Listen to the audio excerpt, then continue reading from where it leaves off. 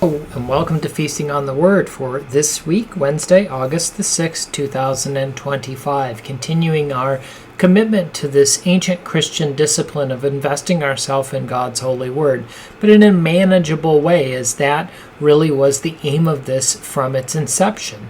Looking at the biblical narrative in its totality can feel very overwhelming in knowing how to begin, where to begin, how much to read, and then from that also gaining an appreciation about how this inspired word really is a universal truth for us. So in the ancient Christian world, part of the way that they began to break that apart was through this discipline of taking a very small passage of Scripture and living with it. How do you live with it? You hear it multiple times. In our case, we have it read 4 times, and we modernize it a little bit with 4 different translations of the same passage. And so it's likened to feasting on the word in the sense that the first reading is like taking a bite of it, and the second reading is like beginning to kind of chew on it a little bit, and the third reading is kind of savoring its flavor, and the fourth reading is making it part of our lives, kind of swallowing it into our lives. So in between the readings, all we have is silence, a minute following the first reading, a minute following the second, and then 3 minutes following the third reading before the fourth and final reading concludes the discipline. That longer period of silence is intended as an opportunity for us to turn to God in prayer, to take how this passage is communicating to us, what it is saying to us, whether it's inspiring us or confusing us or encouraging us, whatever it might be, to take that to God in a time of conversation, in a time of prayer. I find it helpful to have something to write with and something to write on nearby, so I can take my impressions from that and use that as the material for that conversation with God. So without further delay, let's get into our discipline for this week. Our reading comes to us from the book of Psalms. This is Psalm 119, and we are hearing verses 129 through 136. So Psalm 119, verses 129 through 136, beginning with the New Revised Standard Version. Your decrees are wonderful, therefore my soul keeps them. The unfolding of your words gives light. It imparts understanding to the simple. With open mouth I pant because I long for your commandments. Turn to me and be gracious to me, as is your custom toward those who love your name. Keep my steps steady according to your promise, and never let iniquity have dominion over me. Redeem me from human oppression, that I may keep your precepts. Make your face shine upon your servant, and teach me your statutes. My eyes shed streams of tears, because your law is not kept.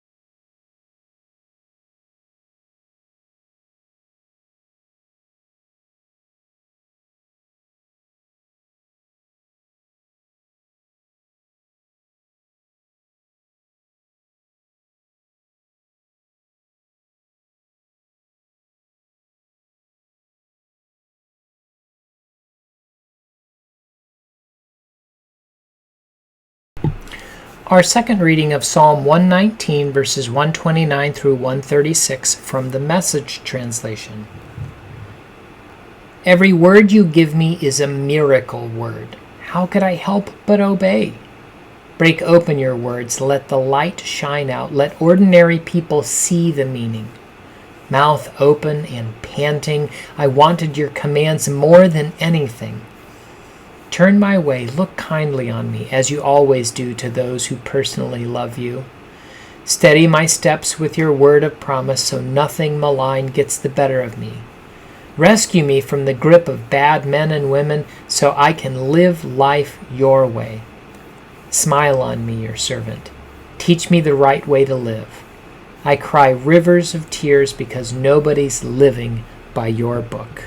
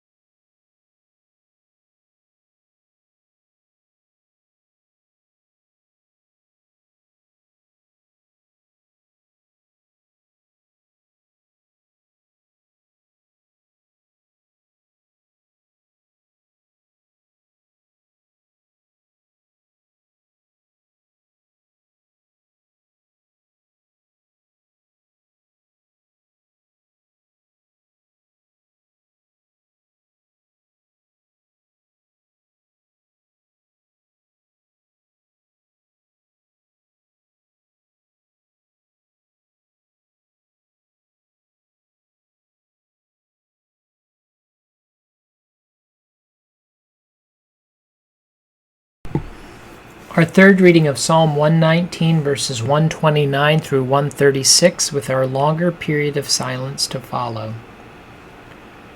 Your teachings are wonderful, and I respect them all. Understanding your word brings light to the minds of ordinary people. I honestly want to know everything you teach. Think about me and be kind, just as you are to everyone who loves your name. Keep your promises and don't let me stumble or let sin control my life. Protect me from abuse so I can obey your laws. Smile on me, your servant, and teach me your laws. When anyone disobeys you, my eyes overflow with tears.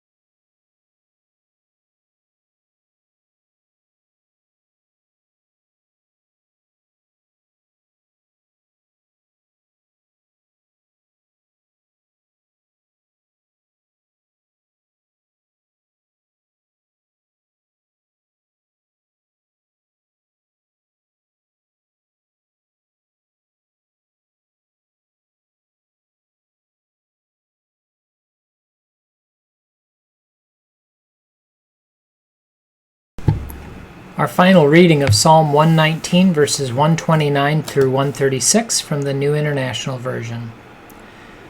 Your statutes are wonderful, therefore I obey them. The unfolding of your words give light. It gives understanding to the simple. I open my mouth and pant, longing for your commands. Turn to me and have mercy on me, as you always do to those who love your name. Direct my footsteps according to your word. Let no sin rule over me. Redeem me from human oppression, that I may obey your precepts.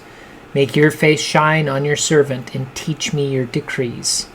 Streams of tears flow from my eyes, for your law is not obeyed. This is the inspired word of the Lord. Thanks be to God.